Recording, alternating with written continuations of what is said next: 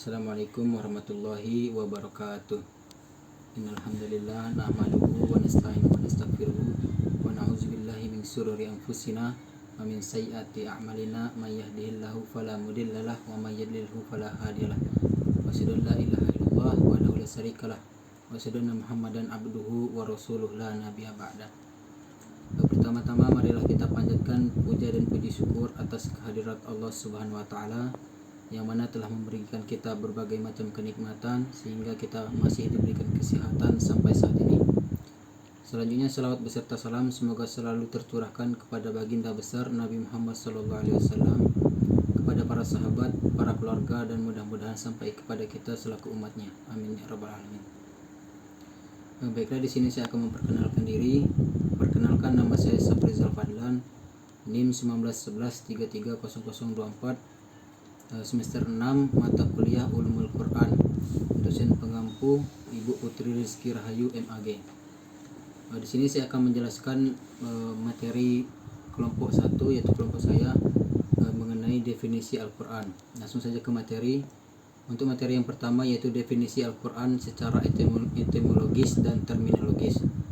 Secara etimologis menurut Al-Lihyani dan menurut Al-Asy'ari. Kemudian secara terminologis itu ada 3 pendapat, yaitu Syekh Muhammad Abduh, Syekh Muhammad Qudari Bek, dan Subki Saleh. Untuk materi yang selanjutnya yaitu proses dan jangka waktu turunnya Al-Quran. Proses dan jangka waktu turunnya Al-Quran ada 2 tahapan. Yang pertama yaitu Al-Quran diturunkan dari Lauh Mahfuz ke langit dunia dalam kitab yang utuh.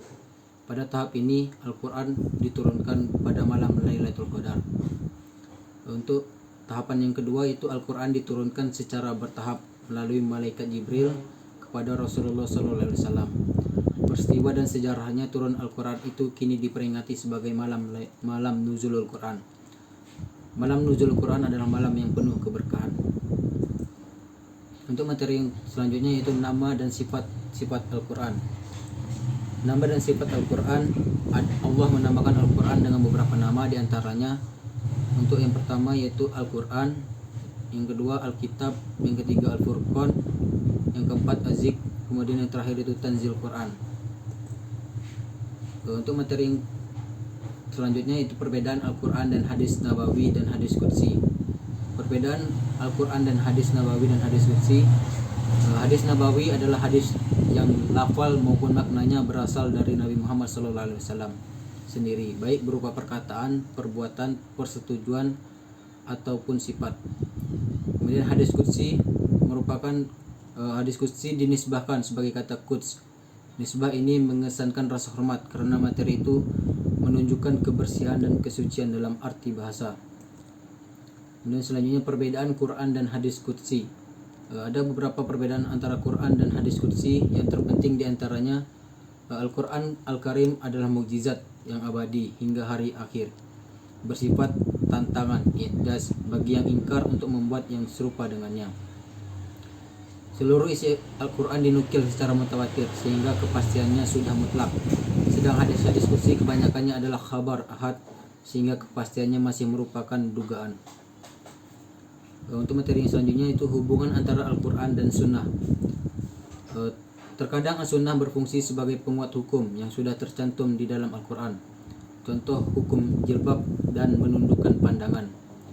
Terkadang As-Sunnah menafsirkan dan merinci hal-hal yang masih bersifat global dalam Al-Quran. Contoh di dalam Al-Quran, Allah memerintahkan kaum muslimin untuk melaksanakan sholat dan haji. Lalu datang As-Sunnah menjelaskan secara rinci kafiat tata cara pelaksanaan kedua ibadah tersebut.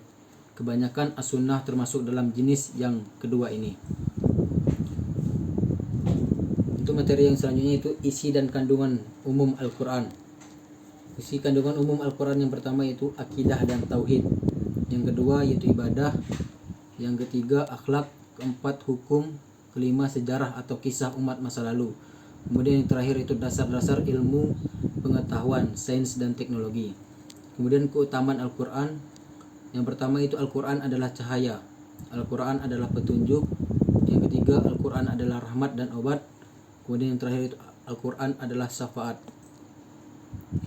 Untuk materi selanjutnya itu konsep kesempurnaan Al-Quran sebagai penjelas segala sesuatu.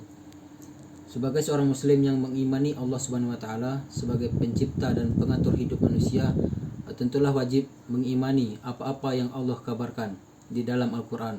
Sebab Al-Quran merupakan kalamullah, perkataan Allah Subhanahu wa taala. Tidak akan meragu dengan apa-apa yang Allah Subhanahu wa taala firmankan di dalamnya. Di dalam banyak ayatnya Allah Subhanahu wa taala telah mengenalkan Al-Quran sebagai petunjuk, pedoman hidup, kabar gembira dan peringatan, bahkan penjelas segala sesuatu. Di dalamnya terdapat seperangkat aturan hidup untuk manusia atau hukum-hukum syarak secara keseluruhan berkaitan dengan perkara ibadah, muamalah, ukabat, sanksi ataupun umat yang berkaitan dengan makanan. Baiklah, mungkin itu saja materi yang dapat saya jelaskan. Lebih dan kurang saya mohon maaf. Pada Allah saya mohon ampun. Wallahul muwaffiq ila aqwamit thoriq. Wassalamualaikum warahmatullahi wabarakatuh.